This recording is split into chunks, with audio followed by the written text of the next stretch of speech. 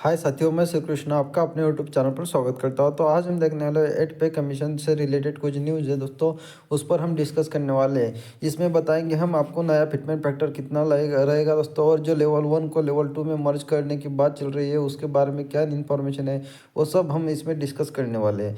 लेकिन ये सब जानकारी जानने के लिए दोस्तों आपको इस वीडियो के अंत तक जुड़े रहना पड़ेगा। और हाँ दोस्तों, अगर आप हमारे चैनल पर नए हैं तो आप हमारे चैनल को सब्सक्राइब जरूर कीजिए और सब्सक्राइब के साथ साथ बेल आइकन को भी दबाइए, ताकि अगले आने वाली हर वीडियो की पल पल की अपडेट नोटिफिकेशन के द्वारा आपके पास आ जाए। तो चलिए दोस्तों, स्टार्ट करते हैं हम अपना आज का टॉपिक और देखते हैं डिटेल में इन्फॉर्मेशन क्या है।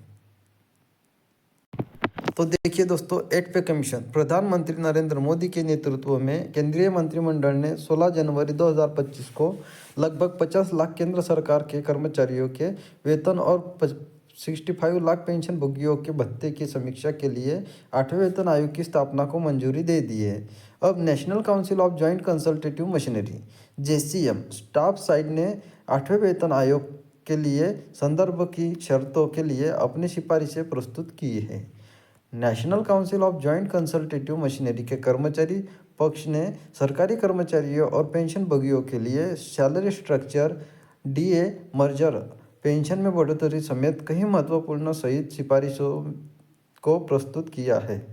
तो देखते हैं आगे और इन्फॉर्मेशन क्या है। देखिए, जो national council of joint consultative machinery है, इन्होंने अपनी जो राय है वो सरकार को बताई है कि इनका क्या कहना है दोस्तों, कि सर मतलब जो गवर्नमेंट एम्प्लॉयज़ है इनके लिए कितना पेमेंट होना चाहिए मिनिमम, वो सब जानकारी इन्होंने सरकार को बता दी है। तो आगे देखते हैं और इन्फॉर्मेशन क्या है। तो देखिए क्या है डिटेल। बता दें कि कार्मिक और प्रशिक्षण विभाग डीओपीटी ने 23 जनवरी 2025 को 8वें केंद्रीय वेतन आयोग के संदर्भ की शर्तों को फाइनल रूप देने के लिए राष्ट्रीय परिषद जेसीएम के कर्मचारी पक्ष से सुझाव आमंत्रित किए। एनसीजेसीएम स्टाफ साइट के सचिव शिव गोपाल मिश्रा ने मांगों के विवरण को रेखांकित करते हुए एक प्रस्ताव प्रस्तुत किया, जिसमें कुल मिलाकर 15 प्रस्ताव शामिल है। सरकारी कर्मचारियों के लिए कर्मचारी पक्ष की प्रमुख सिफारिशों में से एक महत्वपूर्ण मांग लेवल 1 लेवल 6 वेतन स्तरों के तहत वेतनमान के विलय की थी। 3 फरवरी 2025 को लिखे एक लेटर में संदर्भ की शर्तें कर्मचारी पक्ष के प्रस्ताव जेसीए और जेसीएम सचिव को भेज दिए गए थे, जिसमें जिक्र किया गया है कि लेवल 1 को लेवल 2 के साथ और लेवल 3 को लेवल 4 और लेवल 5 को लेवल 6 के साथ विलय करने पर विचार करना चाहिए। तो देखिए दोस्तों, लेवल 1 की जो पोस्ट है उनको लेवल 2 में मर्ज करने की बात चल रही है दोस्तों, और लेवल 3 को लेवल 4 में मर्ज करने की बात चल रही है। ऐसे देखिए दोस्तों, जो इसमें फ़ायदा होगा दोस्तों, तो ज़्यादातर फ़ायदा लेवल 1 को हो जाएगा अगर लेवल 2 में मर्ज हो जाएगी तो, और लेवल 3 अगर लेवल 4 में मर्ज हो जाएगी तो लेवल 3 को ज़्यादा फ़ायदा होगा। मतलब देखिए दोस्तों, जो भी बड़ी लेवल में मर्ज हो जाएगी तब जो है दोस्तों लो लेवल वाली पोस्ट के लिए ज़्यादा बेनिफिट्स होगा। तो देखते हैं दोस्तों, सरकार इनकी बातें मानती है या नहीं मानती, क्या होता है वो आगे आगे जो इन्फॉर्मेशन आएगी उसमें हम आपको बता देंगे। और इन्फॉर्मेशन क्या है आगे देखते हैं, बने रहिए दोस्तों अंत तक। देखिए क्या होगा बदलाव। वर्तमान वेतनमान के तहत स्ट्रक्चर लेवल 1 से 18 तक है। 7वें वेतन आयोग के बाद स्तर 1 पर न्यूनतम मासिक वेतन 18,000 रुपये तय किया गया था। लेवल 18 पर अधिकतम वेतन 2,50,000 रुपये प्रति माह तय किया गया था। ऐसे में अगर सरकार लेवल 1 से लेकर लेवल 6 तक लेवल को मर्ज करेगी, तो मान लीजिए वर्तमान में लेवल 1 पर कर्मचारियों की बेसिक सैलरी 18,000 रुपये और लेवल 2 के केंद्रीय कर्मचारियों की सैलरी 19,900 रुपये है। अगर इन दोनों को मर्ज किया जाता है और फिटमेंट फैक्टर 2.86 लागू होता है, यानी फिर इनकी सैलरी 51,480 हो जाएगी।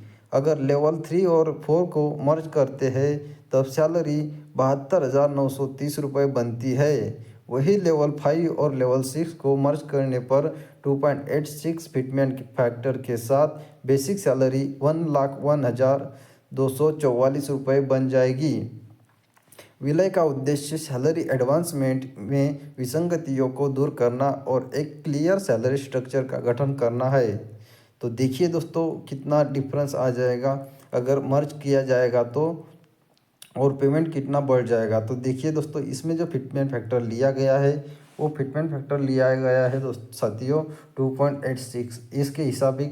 इसके मुताबिक जो पेमेंट बताया गया है दोस्तों, तो इतनी इंक्रीमेंट हो जाएगी लेवल 1 में, और लेवल 3-4 में 72,930 की हो जाएगी। मतलब इस हिसाब से दोस्तों जो है बेसिक पे को 2.86 से मल्टीप्लाई किया जाएगा, और जो अमाउंट निकल कर आएगी वो आपका बेसिक बन जाएगा।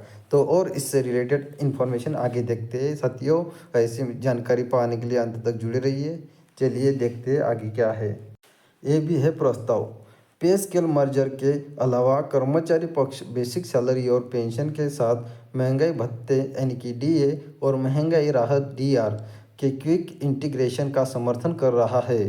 प्रस्ताव में सरकारी कर्मचारियों और पेंशनभोगियों पर महंगाई के प्रभाव को कम करने, टेक होम सैलरी और पेंशन को बढ़ावा देने के लिए सैलरी स्ट्रक्चर में डी और डीआर का एक स्पेसिफाइड परसेंटेज शामिल करने की सिफारिश की गई है। तो देखिए दोस्तों, ये भी उनमें एक प्रस्ताव है दोस्तों जो इन्होंने बताया है। और आगे देखते हैं इन्फॉर्मेशन क्या है। आगे क्या होगा। अनुमान है कि सरकार इस महीने के भीतर 3 सदस्यों वाला 8वां वेतन पैनल स्थापित करेगी, जिसमें एक अध्यक्ष समिति का नेतृत्व करेगा। वेतन आयोग को लगभग 12 महीने की समय सीमा के भीतर सरकार को अपने निष्कर्ष प्रस्तुत करने की उम्मीद है।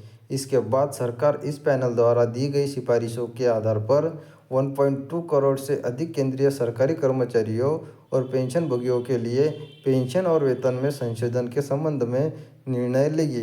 तो देखिए दोस्तों, जो भी अभी समिति गठित की जाएगी वो जो है अपनी सारी डिटेल इन्फॉर्मेशन सरकार के सामने रखेगी। उस पर दोस्तों जो है सरकार निर्णय लेगी और केंद्रीय कर्मचारियों को दोस्तों उसका लाभ बेनिफिट देगी। तो देखते हैं दोस्तों सरकार क्या निर्णय लेती है और अपने को क्या फिटमेंट फैक्टर देती है और कितना आपका बेसिक बनता है। दोस्तों देखिए, इससे रिलेटेड अगर हम कोई भी अपडेट आती है तो आपको बताने का प्रयास करेंगे। और हाँ दोस्तों, आपको वीडियो अच्छा लगा तो लाइक ज़रूर कीजिए और अपने दोस्तों के पास शेयर कीजिए। तो मिलते हैं ऐसी न्यू अपडेट के साथ। Thank you.